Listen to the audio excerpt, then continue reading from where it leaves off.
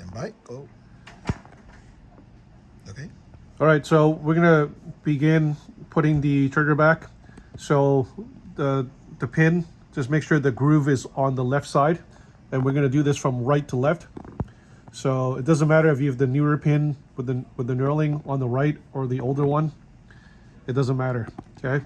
So I'm using my left hand right now to hold the trigger down a little bit, and I'm gonna put the full auto sear right beside it. Sort of just press it down. I'm gonna kind of rotate my finger over, holding everything down so I can line up the pins. I'm gonna get a tool right here.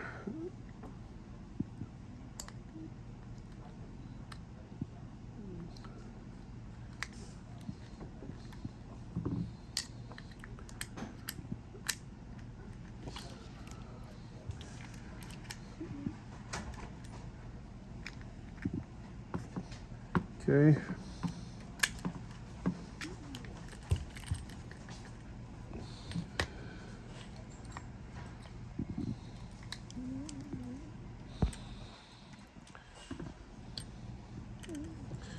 I want to make sure that I get the spring in the slot.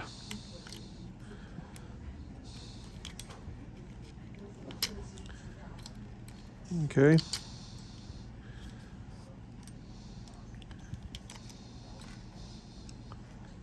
See the middle sear didn't catch, so I'm going to roll it back out.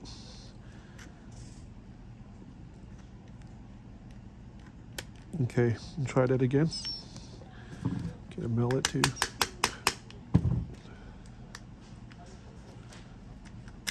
There you go. So before I push it all the way through, I'm just going to guide the spring back into the groove. See, you can line it up. Okay, so just one more tap. Just make sure that everything is sitting properly. Okay, I'm going to not move the grip around so John could actually catch the spring being placed back into its detent.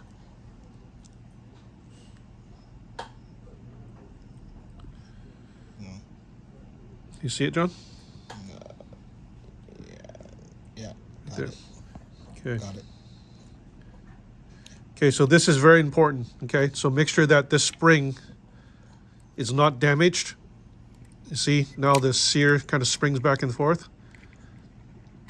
Okay, so it will bounce back out a few times, so just make sure you keep pushing the spring back in. So, okay, with that step done, the next thing we're going to do is to put back the hammer. Okay, so the hammer pin and the hammer. So this time we're going to go left to right.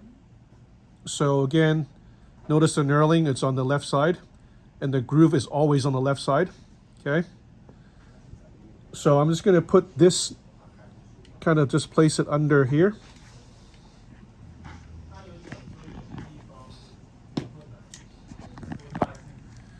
Okay, John, can you catch it?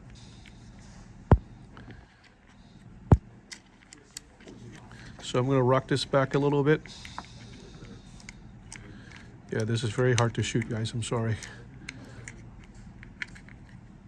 So that kind of sits like this. Like that. So that lifts against the back sear. Can you see? Okay.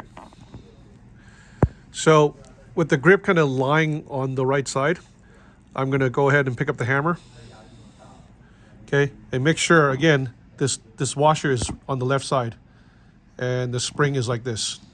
Okay, so I'm just going to kind of lift and push at the same time. All right, I'm going to start by kind of feeling my way in there, and you do have to use a mallet to help you just to get it started. So it's already partially inside. Okay, so I just pushed it in, and now you have to switch over and kind of help it through. So it's really hard to do this by hand, so you're gonna have to keep tapping. So, okay, I think it's through, you see? And I'm just gonna push up a little bit. Okay, see, I can see that I'm testing it as I'm pushing forward. So it's actually activating the sear. I'm gonna go ahead and punch it the rest of the way through. Okay, so double check again, make sure that the spring is in the socket or in the detent, okay? It is very, very important. If this spring gets bent or not placed back, this is where your full auto will not function, okay?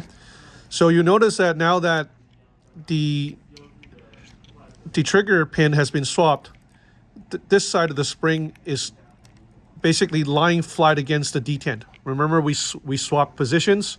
We swapped from this way to this way, right? So now the hammer spring end has a place to sit, right? And it's preventing it from shifting, okay? So let's just do a quick function test. I'm gonna go put the hammer down. I'm in safe. I pull the trigger, nothing happens. I'm gonna go in semi. Okay, so push this down. Okay, it should fire. See, watch again. I push this lever forward and I pull, it'll fire. So now I go into full auto, right? So when full auto, so I'm gonna hold the trigger down with my middle finger. So this is how full auto works, right? So when this is pushed forward, there's nothing catching it. Okay, so now everything is functioning, right? This is moving freely. And this is how you basically troubleshoot the grip. Thanks very much.